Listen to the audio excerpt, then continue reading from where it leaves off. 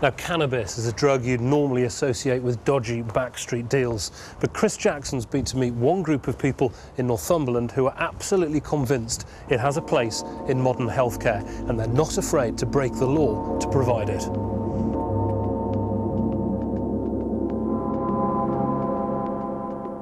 Marijuana, weed, grass. They're all names for the same thing, cannabis. We all know about people who smoke it for fun, but less well known are the hundreds of sick people who rely on the drug as a painkiller, and the covert networks set up to supply them with this illicit medicine. Using cannabis makes me walk better, it makes my arms work better, it makes me see better, it makes my speech work, it stops me wetting myself, it stops me falling over, and ultimately it makes me feel a bit happier than I did when I wasn't taking it. Makes me feel great that there are now places that have the courage and the guts to come forward to help people like myself. Twice a week in a village in the north of England, volunteers set to work. They're called THC4MS, a mail order company with a difference. They send out 200 parcels to multiple sclerosis sufferers all over the country. What's inside? Cannabis-laced chocolate. It reaches people like Leslie Gibson. I went from being a very active hairdresser to being a disabled person. I couldn't walk, I couldn't talk, I couldn't dress myself, I couldn't wash my face. At 20, it was awful. The operation is shrouded in secrecy, and for good reason. What they're up to could land them with a hefty prison sentence. Each bar contains pure cannabis worth £20, but they send it out for free. To keep going, they rely on donations of chocolate, cannabis and cash. Pauline Taylor has had MS for 10 years. For 5 of those, she smoked cannabis to ease her pain. At the very beginning, it was my daughter who got it for me. I was very worried about exposing my daughter in that way, and it will be something that I will always be grateful to her for. She could have got herself into a lot of trouble. Today she's trying something new, her first ever bar of cannabis chocolate. I feel excited, and I feel wary. Obviously it's a new way of taking cannabis, and I'll have to take little nibbles and you know, do it gradually to get the effect.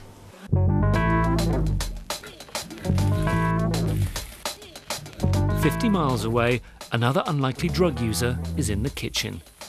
Pat Tabram could go to jail after admitting in court that she's been buying cannabis and adding it to meals she cooks for sick friends near her home in Northumberland. I'm going to put the magic ingredient in. Well, the first cannabis I ever bought, I was told to go to a pub in the East End of Newcastle, and I sat there looking out of place with my shopping trolley, and then I was told this man would come in at about 11:30, and he did. And I said, "Excuse me, are you selling bags of cannabis?" Well, he could see I wasn't a policeman, right? And he said, "Yes." I said, "How much is it?" He said, £20 a bag.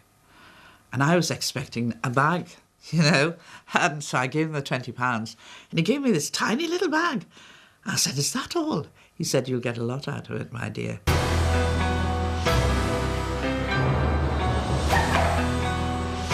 Most 66-year-olds would be terrified to do what Pat did, which is where groups like Bud Buddies, run by Jeffrey Ditchfield, come in. He makes illegal cannabis creams, capsules and ready-rolled joints and posts them to sick people. He's taking all the risks and has been arrested 5 times. Cultivation and supplying cannabis is punishable by up to maximum 14 years in prison, whereas simple possession has effectively been decriminalised. I've just committed 7 counts there of production of a controlled drug with intent to supply, which I will be doing, because once these are cooled and set, I will then be sending them out to people who suffer from arthritis, who are Bud Buddies, and they will get the benefit of it. Before Bud Buddies started helping people, they were having to get cannabis from their local dealers. People who were dealing not just cannabis, dealing dangerous Class A drugs. And even the form of cannabis that they're selling, Soap Bar and Rocky, that these dealers sell, only contains less than 10% cannabis. The rest of it is made up of plastic, diesel, ketamine, which is a horse tranquilizer. So people are damaging their health by going to dealers.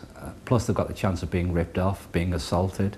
And I don't think that people in wheelchairs should have to go down back alleys to meet scumbag dealers to get what effectively to them is a medicine. So, what does the law say? A year ago, cannabis was downgraded to a Class C drug. Now, having the drug should just get you a ticking off. But at the same time, penalties for supplying, even if you're giving it away to sick people, have stayed the same. So how does the government explain this?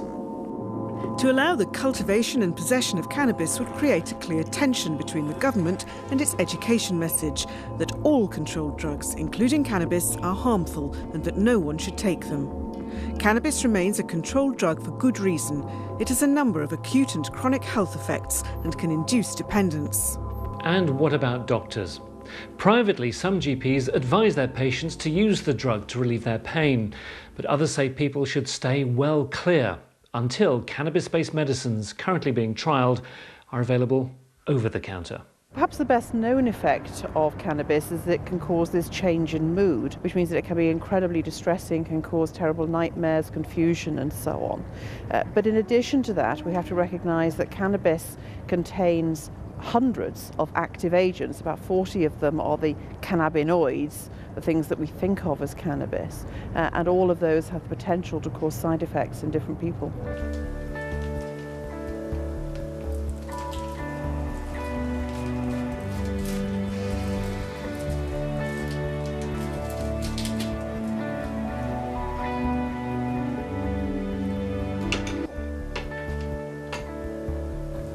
It tastes really nice. It just tastes like chocolate. Feels a bit gravelly. It's really quite nice, actually. And it's definitely Moorish.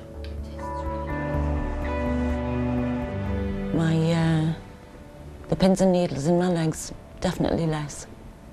I just feel as though my head's clearer than it was.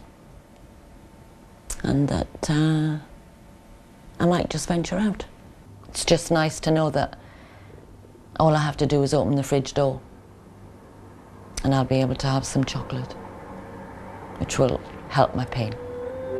But it might not be so easy. Recently, the group supplying the chocolate cannabis was raided by the police, and cannabis and chocolate-making equipment were seized. 2 people were arrested and are currently on bail. But in future, groups like THC4MS and Bud Buddies could be immune from prosecution, depending on a ruling expected any day by the Court of Appeal. The Attorney General, on a point of law, has sent my case to the Court of Appeal, which will decide whether I will be allowed in future the defence of medical necessity and the defence of duress if I'm taken to court again. In the meantime, people like Granny Pat are still breaking the law to keep the clandestine supply lines open. I'm just like a little district nurse, really.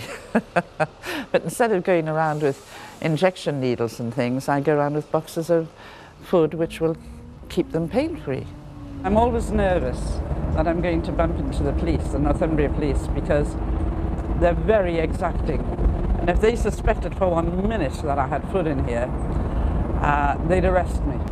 This time she's only visiting, not delivering, but she's still keeping some secrets. I wonder if I could ask you gentlemen to stay here, because I don't want the lady in question, who's in her early 80s, to be recognised by the police or anyone in Northumberland. I'll be back in about 10 minutes if that's all right, okay?